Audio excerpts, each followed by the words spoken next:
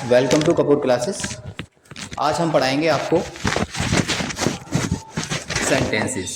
Sentences मतलब वाक्य क्या होता है और कैसे हम वाक्य बनाते हैं। तो सबसे पहले हम बताएं कि a word of a group of words which makes complete sense is called a sentence. कह सकते हैं कि जब शब्द या शब्दों का ऐसा समूह जिससे पूरा अर्थ निकले, अगर हम कोई वाक्य बोल रहे हैं और उसका पूरा अर्थ निकले, ऐसे वाक्यों को हम सेंटेंस कहते हैं। सेंटेंस कहते हैं। जैसे हमने एक नोट भी डाला है इसमें, सेंटेंस में शब्दों का सही क्रम आवश्यक है। अगर सेंटेंसों में सही क्रम नहीं है तो वो सेंटेंस गलत माना जाता है। जैसे आई गो टू स्कूल, मैं स्कूल जाता हूं। इस सेंटेंस का जो क्रम है वो सही है। अगर इसके बदले हम लिखें आई स्कूल गो टू लिखना है तो यह क्या है, गलत है।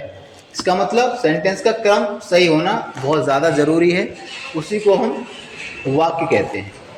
अब बात करें काइंड्स ऑफ सेंटेंसेस, वाक्यों के प्रकार के। वाक्य कितने प्रकार के होते हैं?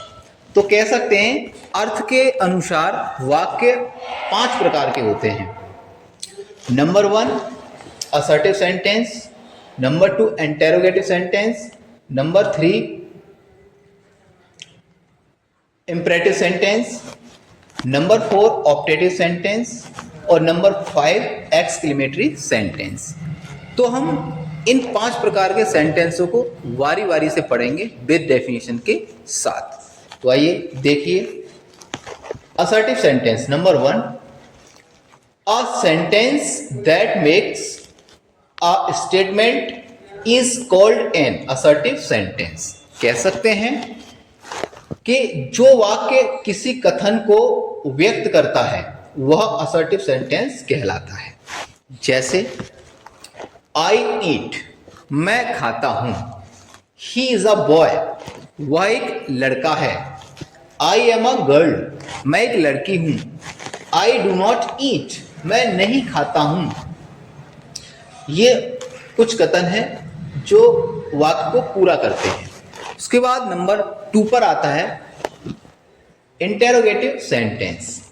कह सकते हैं a sentence that ask a question is called N interrogative sentence. इसको कह सकते हैं कि जिस वाक्य के द्वारा कोई प्रश्न किया जाता है वह इंटेरोगेटिव सेंटेंस कहलाता है। जैसे हु आर यू, प्रश्न कर रहे हैं हु आर यू। और सबसे इंपॉर्टेंट बात इसमें क्या होती है इंटेरोगेटिव में, कि इंटेरोगेटिव मार्क्स जो होता है, मार्क जो होता है ये वाला, ये लगा होता है इसमें, ठीक है। हु आर यू, आप कौन हैं। व्हाट इज योर नेम, आपका क्या नाम है। व्हाट इज दिस, यह क्या है। आर यू गोइंग, क्या तुम जा रहे हो। कह सकते हैं कि ऐसे वर्ड जिनके शुरू में क्वेश्चन वर्ड्स या जो टेंस होते हैं उनकी एच भी शुरू में आए तथा अंत में प्रश्नवाचक शब्द या कह सकते हैं क्वेश्चन मार्क्स अगर लगा हो तो आप पहचान लेना तुरंत कि ये हमारा इंटेरोगेटिव सेंटेंस है। अब बात करें नंबर 3 की। नंबर 3 पे आता है इंपरेटिव सेंटेंस। कह सकते हैं a sentence that expresses an order, a request और some advice is called an imperative sentence. कह सकते हैं जिस वाक्य से सलाह, अनुरोध या जिस वाक्य से आज्ञा, अनुरोध या सलाह का भाव प्रकट होता है वह इंपरेटिव सेंटेंस कहलाता है। कह सकते हैं ऐसे वाक्यों में रिक्वेस्ट, एडवाइस दिया होता है, ऐसे वाक्यों को हम इंपरेटिव सेंटेंस कहते हैं। सबसे पहले जैसे go there, help me, come here, read the book, please help me, etcetera आदि। अब हमने ये इंपरेटिव सेंटेंस पढ़ा तो सबसे इंपॉर्टेंट बात इसमें यह है कि इसको पहचाने कैसे। तो हमें पहचानने के लिए क्या करना है कि इंपरेटिव सेंटेंस वे सेंटेंस होते हैं जो वर्ब से शुरू होते हैं, वर्ब मतलब क्रिया से शुरू होते हैं, एक्शन वर्ब से स्टार्ट होते हैं, वे कहलाते हैं इंपरेटिव सेंटेंस। जैसे गो वर्ब है, हेल्प वर्ब है, कम वर्ब है, रीड वर्ब है।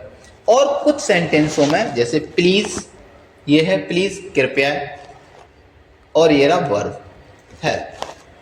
तो ऐसे वाक्य जो वर्ब से शुरू हों वह कहलाते हैं इंपरेटिव सेंटेंस। अब बात करें ऑप्टेटिव सेंटेंस, क्या होता है ये? A sentence that expresses some curse, blessing, prayer और wish is called an optative sentence. कह सकते हैं कि जिस वाक्य से अभिशाप, आशीर्वाद, प्रार्थना या इच्छा का भाव व्यक्त होता है वह ऑप्टेटिव सेंटेंस कहलाता है। जैसे may God help you, may you live long, may you die etcetera आदि। अच्छा, ऐसे वाक्यों में ऑप्टेटिव एंड एक्सक्लेमेटरी सेंटेंस में क्या होता है? एक मार्क होता है, एक मार्क ये होता है कि एक ये डंडा होता है और इसके नीचे एक बिंदु होता है। ये वाला मार्क बहुत इंपॉर्टेंट है। Optative sentence then exclamatory sentence, इसको एक्सक्लेमेशन का मार्क कहते हैं।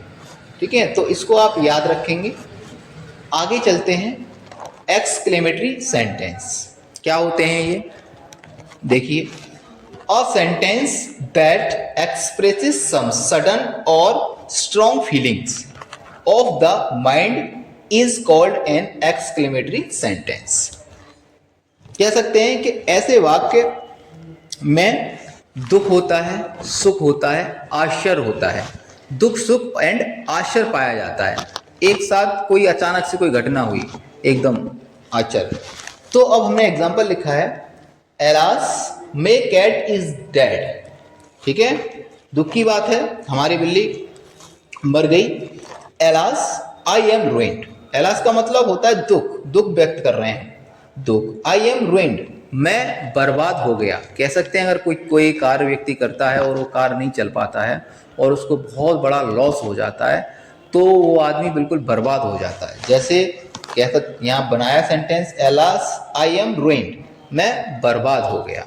तो ये था आज का हमारा वीडियोस, और आशा करेंगे कि आप लोगों को ये हमारा जो वीडियोस है पसंद आया होगा या पसंद आएगा।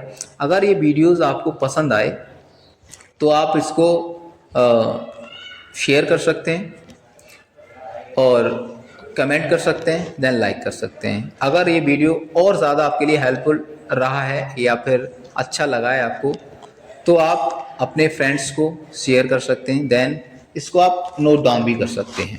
उसके बाद जो नेक्स्ट वीडियो आएगा, हमारा नेक्स्ट टॉपिक जो आएगा कल जो हम पढ़ाएंगे वो हम पढ़ाएंगे आपको पंक्चुएशंस, कह सकते हैं विराम चिन्हों के विषय में आपको बताएंगे कि विराम चिन्ह कितने होते हैं और विराम चिन्हों को हम कहाँ कहाँ यूज करते हैं।